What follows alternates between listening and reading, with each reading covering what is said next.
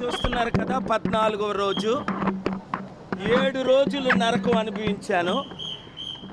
10,000 సూదులు పెడితే ఏ విధంగా కడుపు పేగులు ప్రాణాలు పోతాయో అలాగా డిసెంబర్ 26 నుండి జనవరి 3 వరకు నిత్య నరకం అనుభవించాను.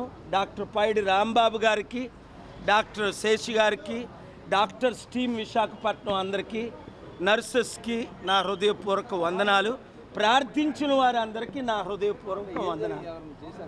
పాయిజన్ అది ఐడెంటిఫై చేయడం జరిగింది, పోలీస్ కంప్లైంట్ ఇవ్వడం జరిగింది, ఇన్వెస్టిగేషన్ జరిగింది. అంటే రాజకీయ కుట్రలు ఏ లెవెల్కి దిగజారాయో అర్థం చేసుకోండి. అది ప్రతిసారి మన ఆంధ్రప్రదేశ్ ఎలక్షన్స్ ఫస్ట్ విడతలో చేస్తున్నారు. ఎందుకు? 40 రోజులు ఈవీఎంలు మార్చడానికి అవకాశం ఉంటుందనా?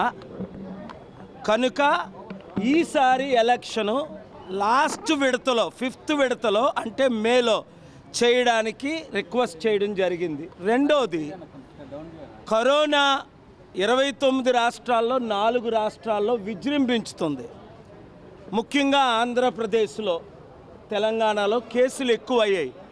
కనుక కరోనా మార్చి ఏప్రిల్ వరకు ఇంకా ఎక్కువ పేషెంట్లు వస్తారు కనుక మే ఎండింగ్లో కానీ జూన్లో కానీ ఎలక్షన్ కండక్ట్ చేయాలని రిక్వెస్ట్ చేయడం జరిగింది.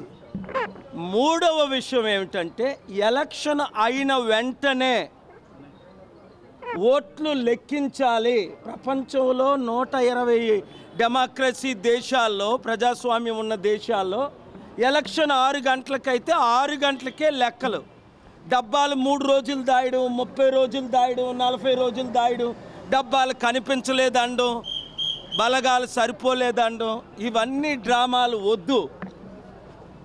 ఈ 3 కారణాలుగా ఎలక్షన్స్ ఏప్రిల్ ఎండింగ్ తర్వాత లాస్ట్ ఫేజ్ మే 2nd వీక్ 3rd వీక్లో చేయమన్నాం. దానికి వైఎస్ఆర్సీపీని మద్దతు అడిగాం, తెలుగుదేశం పార్టీని మద్దతు అడిగాం, జనసేనను మద్దతు అడిగాం, సిపిఐ సిపిఎం అందరూ దానికి పాజిటివ్గా స్పందించారు. ఎలక్షన్స్ అన్నిటికంటే ఇంపార్టెంట్. ఓటర్లారా నమోదు చేసుకోండి. ఈ అవినీతి ఓటర్ల లిస్టు తీసేయమని కూడా రిక్వెస్ట్ చేయడం జరిగింది. మరలా నాది ఎక్స్క్లూజివ్ మీటింగ్ ఈరోజు రేపు చీఫ్ ఎలక్షన్ కమిషనర్ గారితో ఉన్న తర్వాత నేను మీకు అప్డేట్ చేస్తాను. కాపులారా బయటకు వచ్చేసేయండి.